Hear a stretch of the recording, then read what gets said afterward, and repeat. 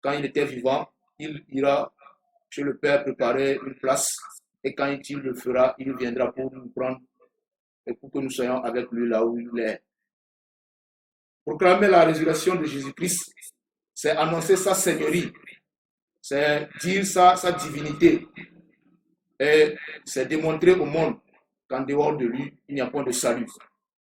C'est lui seul qui a eu la victoire sur les forces des ténèbres et sur la mort.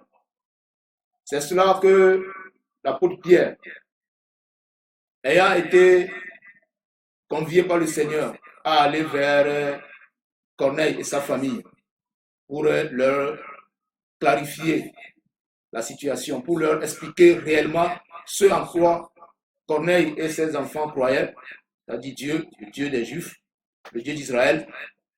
Il est arrivé et il dit que maintenant il comprend que Dieu ne fait exception de personne. Mais sa grâce, son salut est à tout le monde entier. Et quiconque l'accepte et croit en lui est sauvé. Et il prend sur lui de relater encore l'histoire de Jésus, de sa naissance jusqu'à sa résurrection. Il dit qu'ils ont été témoins de ça. Et c'est pour ça qu'ils ont la hardiesse de l'annoncer. Oui, pour proclamer la résurrection de Christ, pour annoncer la bonne nouvelle de Christ, il faudrait d'abord en être témoin. Il faut l'expérimenter. Il faut la vivre, en être sûr que c'est vrai.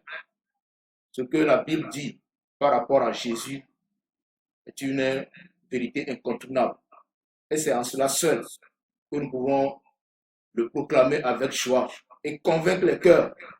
En ce moment de détresse dans l'humanité tout entière, il faut que nous, les chrétiens, à travers nos actions, nos paroles et nos vies tout entières, nous confessons que le Christ seul est le maître de toute situation et qu'il peut nous sauver de ce que nous vivons actuellement.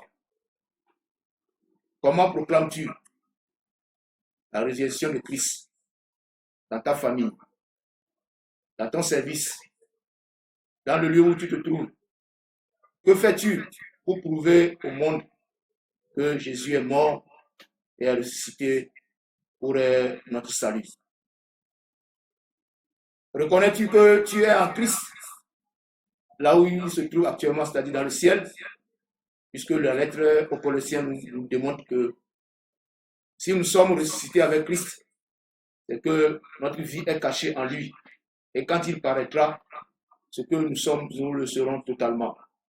Est-ce que réellement, quand Christ apparaîtra à l'instant même, il nous trouvera que nous sommes en lui, que nous avons fait la mission, nous avons accompli la mission qu'il nous a confiée, celle d'annoncer sa résurrection au monde?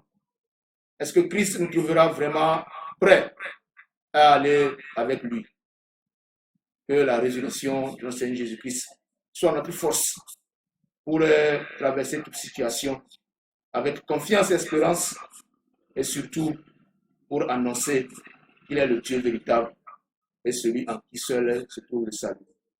Que sa paix demeure avec nous au nom de Jésus-Christ. Nous venons le dépôt de Jésus-Christ.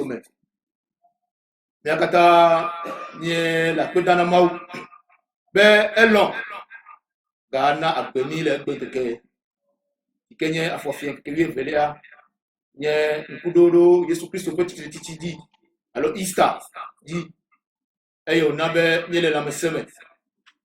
De o lebe bien no godo ko me a to se a podijo Yesu fon que eya me va me aller à la baie avec que sauf au bleu va y nebele dans le vondi si que ko me kata do seta elle be bien an de ba a ko me adu ke nyesia esimie Bible amia nie kwebele chronique pas malé velia me tabla ton ya même si ato gbejo po Israël vio o azadengo como dire que ti obinero kema miao ni ma ka kere ngo hora le nya papo mo ha mi ko sebe nya akoti jola be nya pe Yesu Kristo la akon sere nu katanji akon sere dovondi akon sere kuji eye na titre na mira ele nya fiambe edunami le nu sia nu me.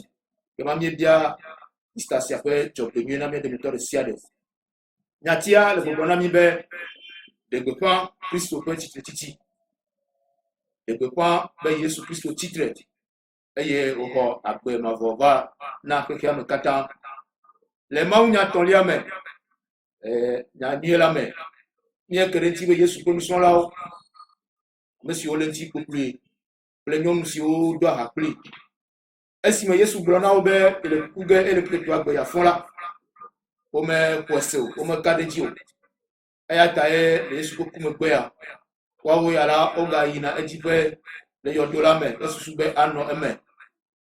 Maria Magdalatatɔ gbã eye tso eheyi. Vɔ meke ɖe ŋuti o, eye wòva gblɔ na nusrɔ̃lawo be aƒetɔ la mele yɔdoa me o, wotsɔe yi afi aɖe, ame aɖewo va tsɔe dzo. Ale wobe Simon kple nusrɔ̃la si ke Yesu lɔna, Yohanes, woƒu du yi ɖe yɔdo la me. Eye wòhiã be woakpɔ dzesiwo hafi axɔ edzi ase. Eye wòkpɔe, eye wòxɔe se. Ke ma ne menye dzesi mawo siwo nye nu siwo tsɔ ɖe Kristo ŋuti hafi woɖi ye wokpɔ la, womele dzi xɔ ge ase be yeƒe aƒetɔ la fɔ le tsitre o. Evɔ Yesu ƒe ku kple ƒe tsitretsitsi la wɔ gɔmeɖokpe na míaƒe xɔxɔ. Eyae nye kpeɖodzi be Mawu kpɔ ŋusẽ ɖe dzɔdzɔmenusẽwo, eku kple nu sia nu yi ke ɖea fu na mí la dzi. Ne mí mexɔ sia se o la, míaƒe xɔsea alo míaƒe subɔsubɔ la nye dzodzo. Ale esi ye Kristo ɖe ɖokui fia Maria, ɖo kpe dzi nɛ be eye yetsitre, eɖɔe be wòayi ɖagblɔ na ye nɔviwo be yedzo yina fofo la si ke nye wohã fofo, si ke nye míawo hã mía fofo. Yedzo yina yeƒe Mawu si ke nye woƒe Mawu, si nye míawo hã mía tɔ ne be míexɔe se la, yeyina egbɔ. Esia le ŋkuɖo dzi na mí be egblɔ nya ɖe hã da ɖi be ne yedzo yi fofo la gbɔ la, ya adzra nɔƒe ɖo ɖi eye ne wòe va yeatrɔ va.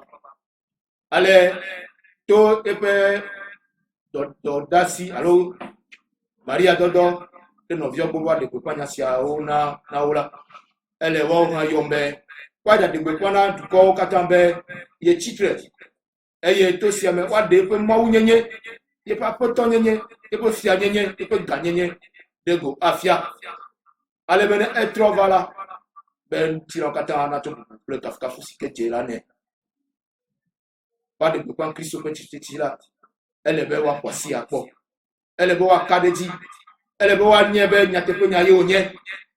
Esia gblɔm Petro le na Cornelio kple ƒe aƒeme blibo la katã, esime Mawu dɔe ɖo ɖa be wòayi woagbɔ aɖaɖe nu me na wo nyuie, be xɔse yi ke le Cornelio si la wòaɖe blibo.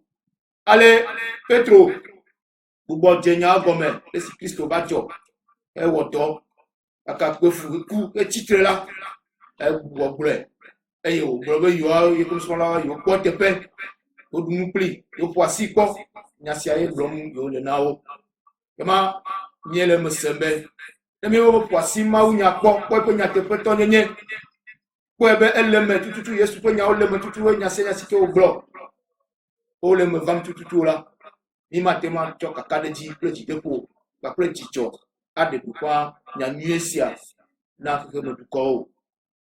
Le ɣeyiɣi si me ke tom míele le gakpo sia me, esi dɔvɔ̃ sia xɔ anyinɔ ɖe xexea me eye wòna vɔvɔ̃ kple dziɖeɖe ƒo ame xɔxea katã de se la, ele be woade dziƒo na amewo be xɔ la me tɔ le, ame si ke kpɔ ŋusẽ ɖe nu siawo katã dzi eye wòaɖu dzi na mí la le. Eyae nye Yesu Kristo, eye to eƒe ku kple tsitretsitsi me la, kaka ɖe dzi le mía si be nɔnɔme ɖe sia ɖe si ke ava mía amegbetɔwo dzia, míawo míado le me, mí matsi eme akpɔ gbeɖe o. Tɔxɛ mí kristotɔwo, ele be míase me be woɣla mí ɖe Kristo me.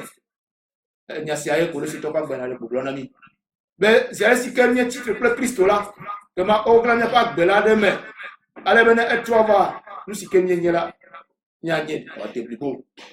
Ke míewɔ nukpɔkpɔ sia ŋuti dɔ le yewɔ na mía dometɔ ɖe sia ɖe be meka nu si ke le dzɔdzɔm o.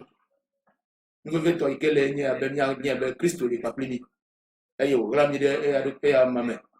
Nu sia nu si ke adzɔ ɖe mía dzi la, Nya no te sesi mago akpomona ya poko eke mani mito ya katamela nya te mande be pambe Yesu yenye fiala mauna dum semi le kesi aji eye wa pere mi anti be nya pojijo e Kristo be titi si anti nya to si amaga wo yo na me dum to si ale be nusi o kata hia be nya wo ne nya no te dire si onye do yo wo de to le si anti me si amana alen kurenti ne mi me pojijo poma nya jabo ba be nya to nusi o hia nya to nya kunu nya kure pasio nya alde be na nya do pio mauna fe mi kata mi anu kakare ji be majiji le voici availli avec Christ titre d'ami.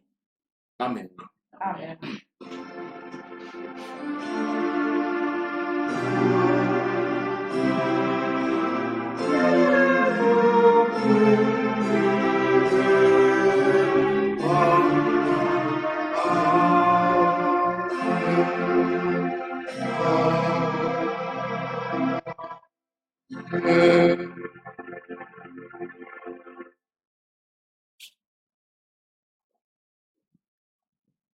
Mi da pena besofu tapu de maunya lata mau nefemiam be mi emanye nya selao de deko kebum nyanye ejiwolao alebe Kristo pe chitritichi nyao meyairao na gbapode nyati amen. Nyato halafane la etonvo atolia petupi efe banto nyadi okule dokume a to bera à la fin aînée. Là est en voie à ton cantique numéro 435. Les deux premières strophes. Nya dio le document mais oh oh ya irato ou kokuito. Ma polo document quelqu'un le boussiame. Bon fouto dit quand le tué adu edi la bena apotola du di hoho. Kafu opolologan di kafu ha di kafu ha.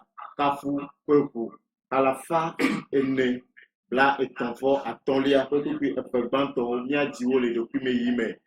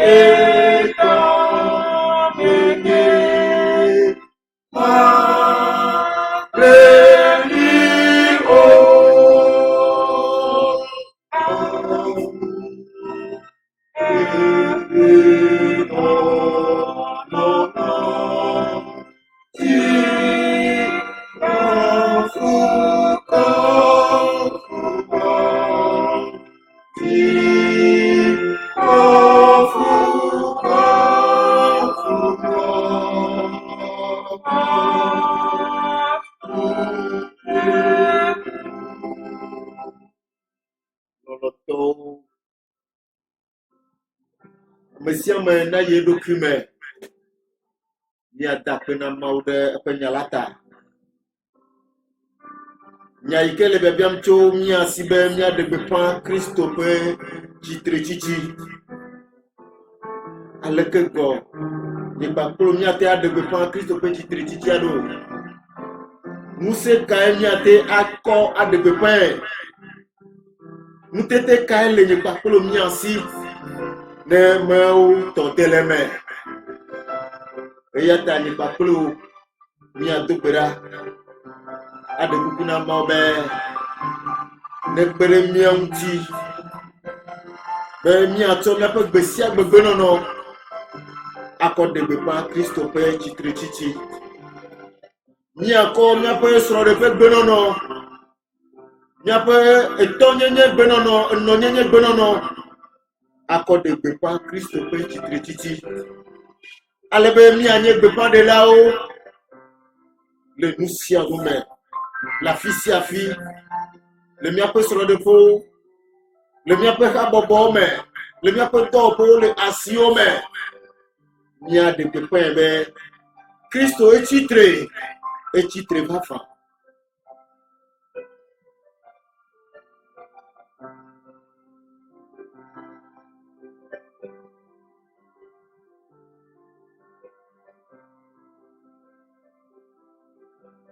Apostolo Paulo gblɔ na Kolosetɔwo be ne woɖi míakpakple Kristo la, míafɔ le yi me ke Kristo afɔ.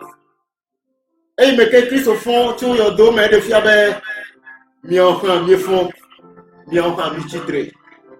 Eya ta míayi gbedodoɖa ti aɖe kuku na Mawu be nu yiwo katã gaku le míaƒe srɔ̃ɖeƒewo, nu yiwo katã gagblẽ le míaƒe habɔbɔ hamenɔƒewo me, le míaƒe dɔwɔƒewo, Yesu Kristo nena be tsitretsitsi ƒe ŋusẽ ne ge ɖe nuawo tsi. Tsitretsitsi ƒe ŋusẽ ne ɖe ɖokui fia le míaƒe agbɔwo me, le míaƒe srɔ̃ɖeƒewo, ale be ku magakpɔ ŋusẽ le mía ti o. Míado gbe ɖa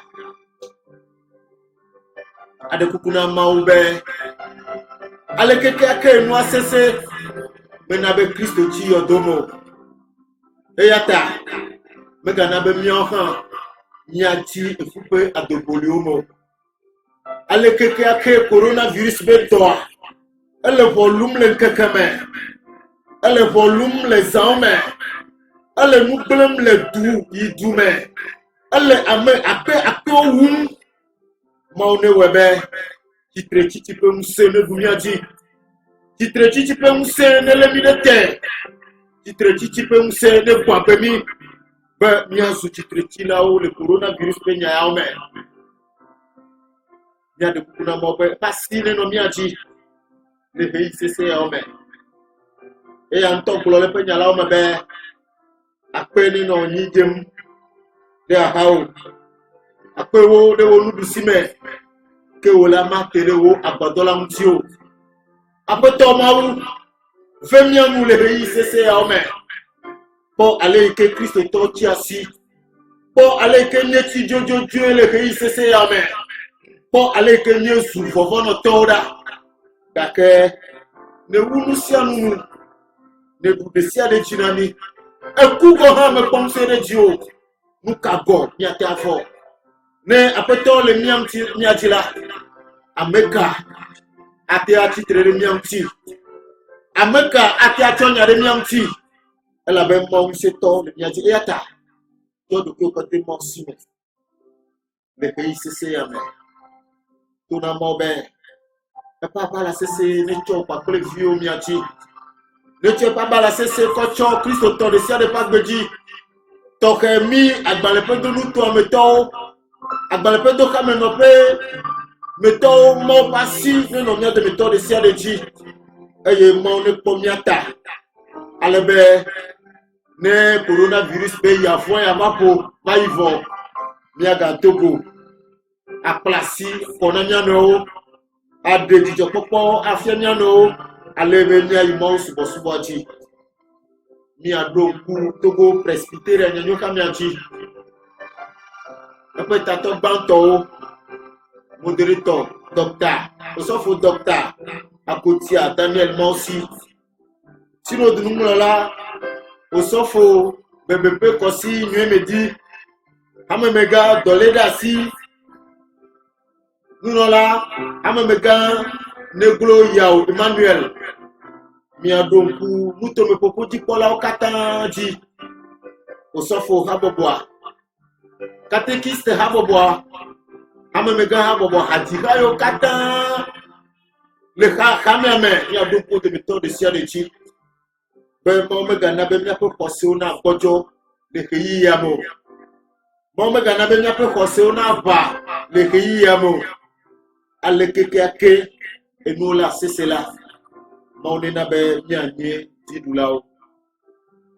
mau sekatato mau tomonyoto ne glona mi be amesi odoji de mola ole abesion to ikeme pananeno e oli ketebe apoto le egbe ista penkeke yaji nyedibe mi adakpe na o de yo kata ne wo aleke me chodo ke ko da si o se mtade ntio o Claudia Tito Ganti o dio de yo dome eye le keke to agbapoto ne titre mkute ne titre jiruru te alebe mi ohan mi ate anu agbe egbe ogbe mi o apoto mi le mkudom wo titre titi di na be wo titre titi me ya yirawo na gbagbo de mi ati na be wo titre titi pe unse na du mi ohan mi ati na be wo titre titi pe unse na gere mi pe soro de fo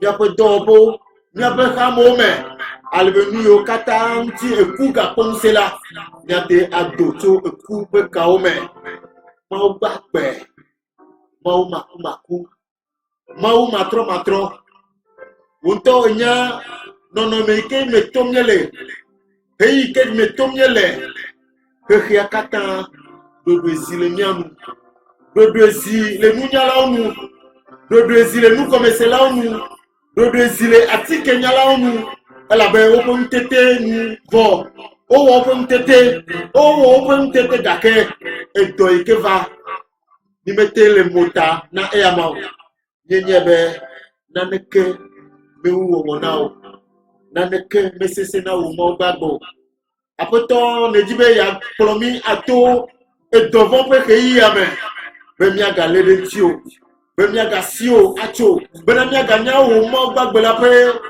nse to nyenye apoto nyenyebe wo megbela nse to de kemelo wo megbela betala de kemelo wo megbela kokwa de kemelio apoto mi de kuku no be bolonya de ka Kristo bolonya de ka boboko ko bolonya de ka nyenye be apoto ne ekenula nu majopojona apoto ne ekenula nu sia nu ikele jojona izina dodwe eya ta degbe le coronavirus be tolele yamti apoto degbe le yiyame mo kako degbe le jiponu to me bena dosia na silodwe nyecho amoyo kata le dosia amoyo kata le kudo pom le dolele siata nyecho kata le bebunda siome afika ko dale apeme ya toyo po ya eduka mo ga odale abeto nye de kukuno be na ba israel akpo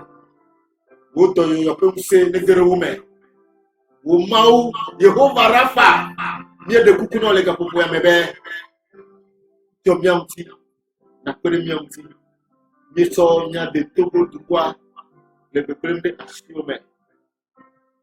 Du quoi tapola ole a baba jem, le yoake adodo, le du quoi mti kake fofo nye be, ne wo maugba gbeme jodo mti ola, jodure jola ole mukyo. Apoto ne me tuhola, jodure etula ole a baba jem, e yata myecho dokita okata. Le peuple me asiome mon seto ye de kuku no be rom kumiati aye mega premidio ne etebu bola rom kumiati ne gbona do dagela donc nya di mau gbagbe mau maku de mo be Easter be jogbenyo na babode ke kiakata me alebe amesia me na nye be wo mo wo megbela papa de kemelio wo mo wo megbela de papa de kemelio apoto de mo be ni fami na mialia to mia de la ko le mia pa blela Jésus Christ au Nazareth la pe comme amen le kitenu ni ato bereka ado nya peto Jésus Christ pe gbe agbo jidoda mi mutebe nya fofo si le tipo on continue encore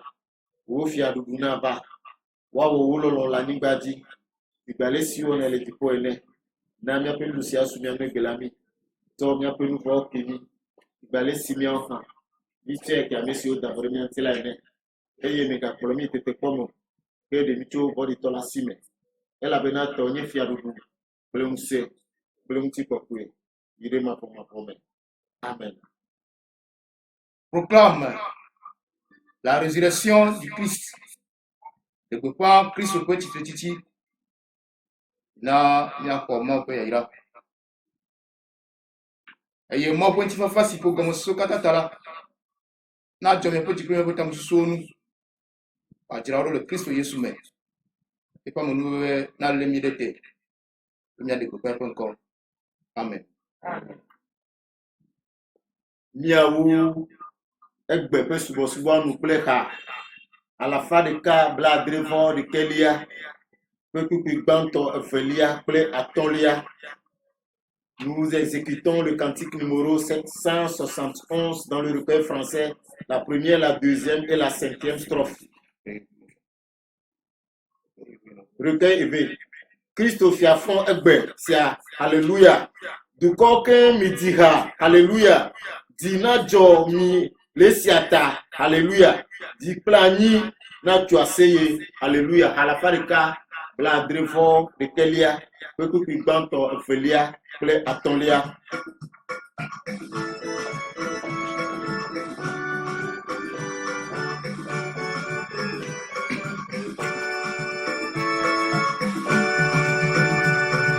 Christophe a fondé les cieux,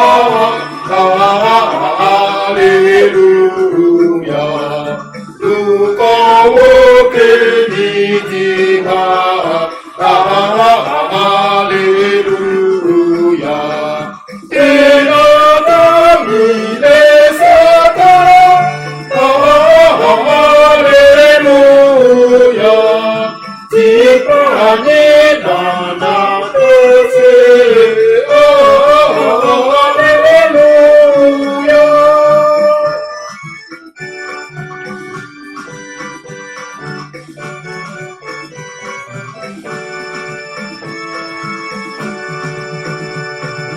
Et vous donnez dans l'anneau, alléluia. Nous dynamique, alléluia. Présent la maille, alléluia. Quand tu es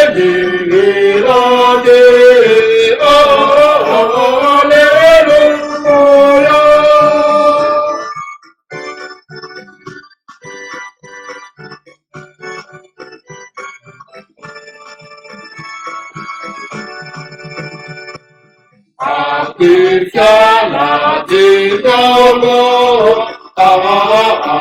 alléluia. Yana eya yugeku, alléluia. Yana kenya fapate, alléluia. Yana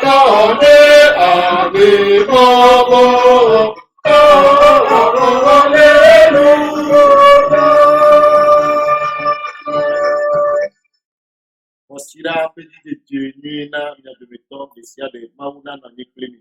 Amen.